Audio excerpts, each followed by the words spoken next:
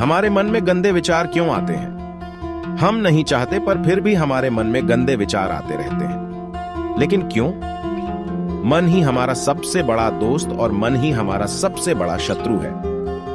जब हम अपने मन के हिसाब से चलते हैं तो मन हमें भटका देता है, और जब हम मन को संतुलित कर लेते हैं तो हम अपनी जिंदगी में सब कुछ पा लेते हैं। हम अपने मन में आने वाले गंदे विचारों को रोकने की कोशिश करते हैं, पर जितना हम रोकते हैं उतने ये विचार हमारे अंदर प्रवेश करते जाते हैं। आप जिस चीज से जितना दूर भागोगे उतनी ही वह चीज आपके पास आएगी। इसीलिए उस चीज से भागो मत, बल्कि उस पर संतुलन कायम रखो। एक बार एक युवक गौतम बुद्ध के पास आया और गौतम बुद्ध से बोला, हे बुद्ध, मेरे मन में इतने गंदे विचार क्यों आते हैं? मैं नहीं चाहता कि मेरे मन में गंदे विचार आएं, पर मेरे मन में हमेशा काम वासना के विचार चलते रहते हैं और मैं इनके बारे में सोच सोच कर बहुत परेशान हूँ। मेरी ऊर्जा और समय ये सब सोचने में ही नष्ट हो जाते हैं, और ये सब विचारों की वजह से मैं कभी कभी शांत नहीं रह पाता और मैं हमेशा ही स्त्रियों को देखकर मोहित हो जाता हूँ, अपने आप को रोक ही नहीं पाता। बुद्ध मुस्कुराए और उन्होंने उस युवक से पूछा, क्या तुम्हें पता है कि यह काम वासना होती क्या है? फिर लड़के ने उत्तर दिया और कहा, बुद्ध, मुझे तो नहीं पता कि काम वासना होती क्या है, परंतु हाँ, ये जो भी है बहुत बुरी चीज है।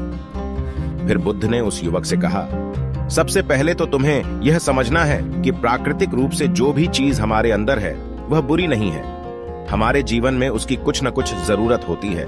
वासना कोई बुरी बात नहीं है, यह हमारे मन की एक भावना है जो हमें किसी न किसी चीज की कमी का एहसास करवाती है, और फिर हम उस चीज को पाने के लिए उस चीज की ओर आकर्षित हो जाते हैं। जैसे अगर तुम्हारे पास धन की कमी है तो तुम में धन पाने की वासना उत्पन्न हो जाएगी। इसका मतलब यह नहीं कि वासना बुरी है, बल्कि यह तो हमारे मन के एक प्रकार की जरूरत का एहसास है, और जब यह जरूरत शारीरिक हो तो हम इसे काम वासना कह देते हैं। युवक ने गौतम बुद्ध को कहा, बुद्ध, मुझे काम वासना का मतलब तो समझ में आ गया, पर आप मुझे यह बताइए कि यह आती कहां से है और कैसे आती है? गौतम बुद्ध ने कहा, काम वासना कहीं से आती नहीं है, यह तो हमारे अंदर ही होती है, और इसका होना तो जरूरी भी है, तभी तो मानव जाति का विस्तार होगा। युवक ने कहा, जब यह हमारे अंदर ही है और जरूरी भी है तो फिर लोग इसे गलत क्यों बताते हैं? बुद्ध ने कहा, यही समस्या है। लोगों ने काम वासना को गलत तरीके से सोच लिया है, इसे छिपाने की और दबाने की कोशिश करते हैं। काम वासना गलत नहीं है, बल्कि काम वासना का गलत तरीके से प्रयोग करना गलत बात है। लोग जिसे पसंद करते हैं उसी के लिए जीने लग जाते हैं और उसके बारे में हमेशा सोचते रहते हैं, पर यह सब गलत है। बुद्ध ने युवक से कहा, क्या तुम्हें पता है कि जानवरों में भी काम वासना होती है? युवक ने उत्तर दिया, हाँ बुद्ध, जानवरों में भी काम वासना होती है, क्योंकि जानवर भी तो आखिर अपनी पीढ़ी को आगे बढ़ाएंगे। बुद्ध ने कहा, तो फिर हम जानवरों की काम वासना को क्यों गलत नहीं कहते? युवक ने कहा, मुझे नहीं पता महात्मा, आप ही मुझे बताइए। गौतम बुद्ध ने कहा, जानवर अपनी काम वासना का प्रयोग आनंद प्राप्ति के लिए नहीं करते, वह तो सिर्फ संतान उत्पन्न करने के लिए काम वासना का उपयोग करते हैं। जानवरों को प्रकृति ने इतनी समझ नहीं दी कि वह काम वासना को अपने सुख का आधार बना सके, जबकि मनुष्य अपनी समझ के बलबूते पर प्रकृति में पाई जाने वाली प्रत्येक वस्तु को अपने सुख के लिए अपने प्रयोग करता है। हम इंसानों ने ही काम वासना को अपने सुख का साधन बना लिया है, जबकि प्रकृति ने तो हमें अपने वंश को आगे बढ़ाने के लिए दिया था, लेकिन इंसानों ने इसे अपने जीवन का परम लक्ष्य बना रखा है, और इस तरह से काम वासना का बेलगाम हो जाना गलत है। युवक ने बुद्ध से पूछा, महात्मा जी, ये काम वासना हम पर हावी क्यों होती है? क्यों यह बेलगाम हो जाती है? तब गौतम बुद्ध ने कहा, सुनो, अब जो मैं तुम्हें बताऊंगा उसे तुम ध्यानपूर्वक सुनना। काम वासना का सारा खेल तुम्हें समझ आ जाएगा, तुम्हें तुम्हारे सारे सवालों का जवाब मिल जाएगा, बस तुम्हें ध्यान से सुनकर समझना है। फिर गौतम बुद्ध युवक को बताना शुरू करते हैं। एक बार की बात है, एक आश्रम में गुरु और उनके शिष्य रहते थे। शिष्य रोजाना आश्रम के बाहर स्थित गांव में दीक्षा लेने के लिए जाते थे। शिष्य जो गांव में भिक्षा लेने जाता था, उस रास्ते में एक नदी पड़ती थी जिससे वह रोज भिक्षा लेने जाता था। एक दिन उसने देखा कि एक लड़का पेड़ के पीछे छिपा है। उसने लड़के के पास जाकर पूछा, भाई, तुम इस पेड़ के पीछे छिपकर क्या देख रहे हो? लड़के ने कहा, अरे तुझे नहीं दिख रहा क्या कि मैं क्या देख रहा हूं? तब शिष्य ने नदी की तरफ देखा तो वहां पर कुछ लड़कियां पानी भर रही थी। लड़कियां 15 साल की होंगी। तब शिष्य ने लड़के से कहा, अरे भाई, वहां पर तो लड़कियां पानी भर रही हैं, इसमें छिपकर देखने वाली क्या बात है? तब वो लड़का शिष्य की तरफ देखकर उससे कहता है, अरे पागल, तुम्हें दिखाई नहीं दे रहा क्या कि मैं क्या कर रहा हूं? वह परियां कैसे नदी से पानी निकाल रही है।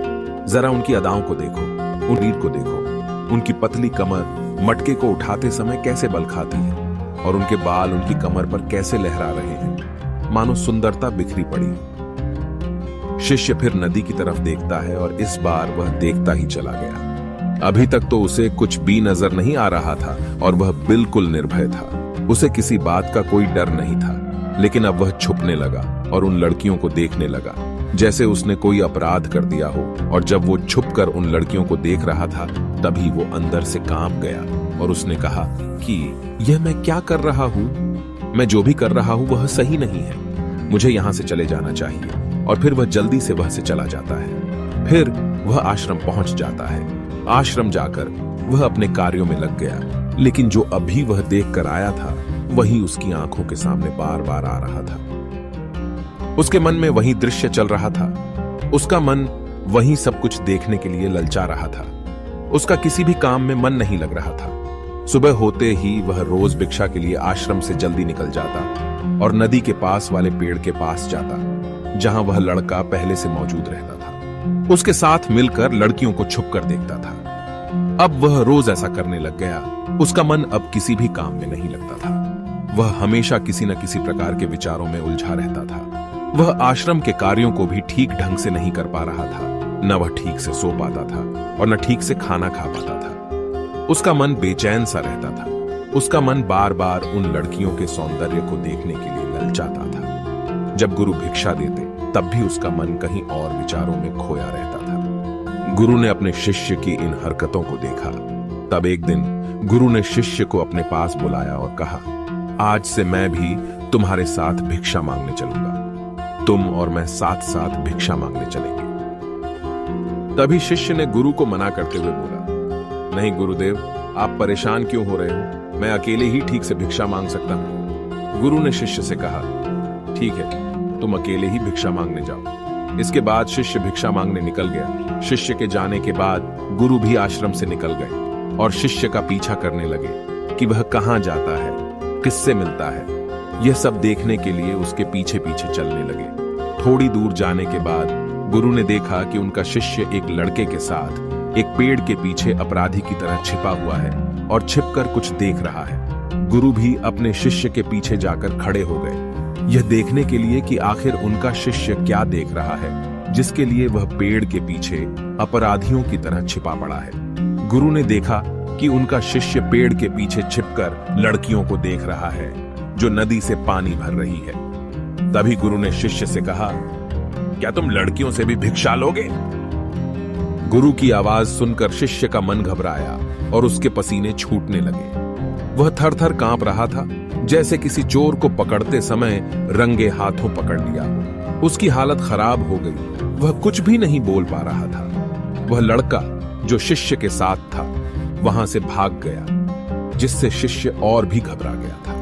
उसके मुंह से कुछ टूटे फूटे शब्द ही निकल रहे थे। वह अपने गुरु से भी नजर मिलाने का साहस नहीं कर पा रहा था।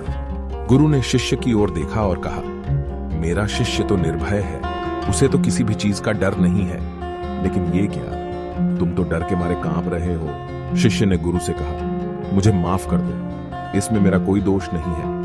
उस लड़के ने मुझे बहका दिया था, लेकिन मैं आपसे वादा करता हूं कि आज के बाद मैं कभी दोबारा ऐसा नहीं करूंगा। मुझे माफ कर दो। गुरुदेव ने कहा कि कोई बात नहीं, पर इस बात का तुम ध्यान रखो कि हम जैसी संगति करते हैं वैसा ही फल हमें प्राप्त होता है। हम जैसे संगति करते हैं उनके विचार हमारे अंदर प्रवेश करते हैं। इसीलिए अच्छी संगति करो ताकि तुम्हारे अंदर अच्छे विचार प्रवेश करें। फिर गुरु और शिष्य आश्रम लौट आए और फिर से आश्रम के कार्यों पर ध्यान देने लगे। उसने उस रास्ते को छोड़ दिया और दूसरे रास्ते से जाने लगा। वह अपने काम को ध्यान से करता था, लेकिन धीरे धीरे उसके अंदर क्रोध उत्पन्न हो गया और फिर वह दूसरे शिष्यों पर क्रोध करने लगा और बेचैन हो गया। अब वह सही समय पर भोजन भी नहीं करता था, वह भोजन भी बहुत कम खाता था। एक रात गुरु शिष्य के पास आए और उससे बोले कि तुमने मुझसे वादा किया था कि तुम अपना मन नियंत्रण में रखोगे। अब तक तुमने कितनी बार अपना वादा तोड़ दिया? यह सुनकर शिष्य अपने गुरु के चरणों में गिर गया और रोने लगा। रोते रोते ही उसने गुरु से कहा कि गुरुदेव, मैं कई बार अपना वादा तोड़ चुका हूं, फिर वादा कर लेता हूं, लेकिन हर बार मैं वादा तोड़ देता हूं। मेरा मन मेरे नियंत्रण में है ही नहीं। मैं बहुत कोशिश करता हूं कि मैं अपने मन से सारे बुरे विचारों को निकाल दूं, लेकिन मैं चाहकर भी ऐसा नहीं कर पा रहा। फिर गुरु ने शिष्य को कहा, चलो मेरे साथ। गुरु शिष्य को आश्रम के बगीचे में लेकर गए और शिष्य से कहा, देखो यहां पर कुछ नालियां बनी हुई है जिससे नदी का पानी इन पौधों तक आ रहा है और यह पानी निरंतर भाव से बह रहा है। क्या तुम इस पानी के बहाव को रोक सकते हो? शिष्य ने कहा, हां गुरुदेव, मैं इस बहाव को रोक सकता हूं। फिर शिष्य ने मिट्टी उठाकर उस नाली के छोर पर डाल दी। वह पानी थोड़ी देर के लिए रुक गया और फिर थोड़ी देर बाद उस रेत के ऊपर से पानी आया। गुरु ने शिष्य से कहा, अरे ये क्या, ये पानी तो रुका ही नहीं। फिर से उसने कुछ कंकर पत्थर उठाकर उसे नाली में डाल दिया और फिर थोड़ी देर के लिए पानी रुक गया, लेकिन फिर थोड़ी देर बाद ही उन कंकर पत्थरों के ऊपर से पानी निकल आया। गुरु ने कहा, शिष्य यह क्या हुआ? पानी तो फिर से आ गया।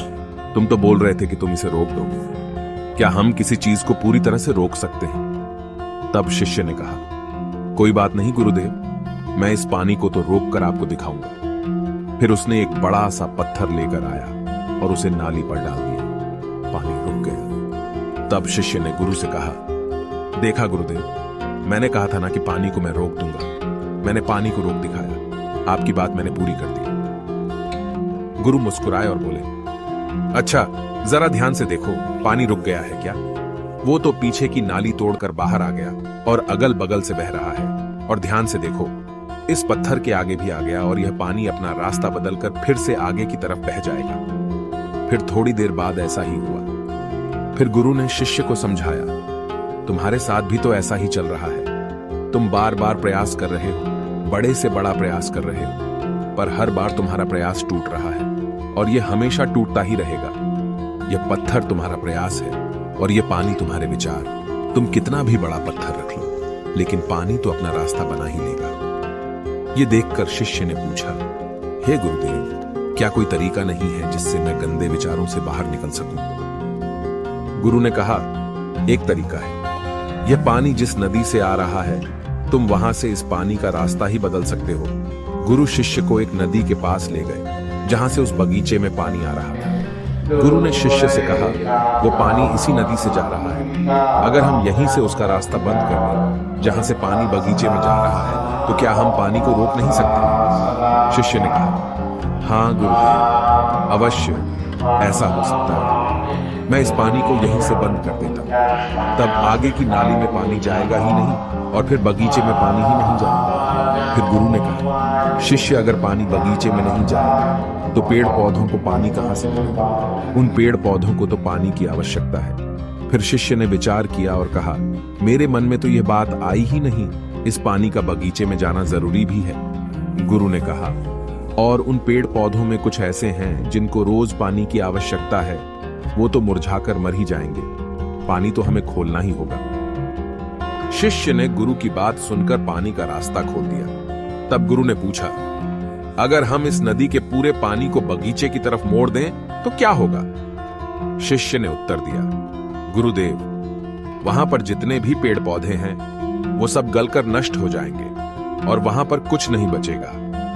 गुरु मुस्कुराए और बोले, तुम इस बात को समझो, हमें किसी भी चीज को रोकना नहीं है, बस हमेशा संतुलन बनाए रखना है। कम पानी से भी पौधे नष्ट होते हैं और ज्यादा पानी से भी पौधे नष्ट होते हैं।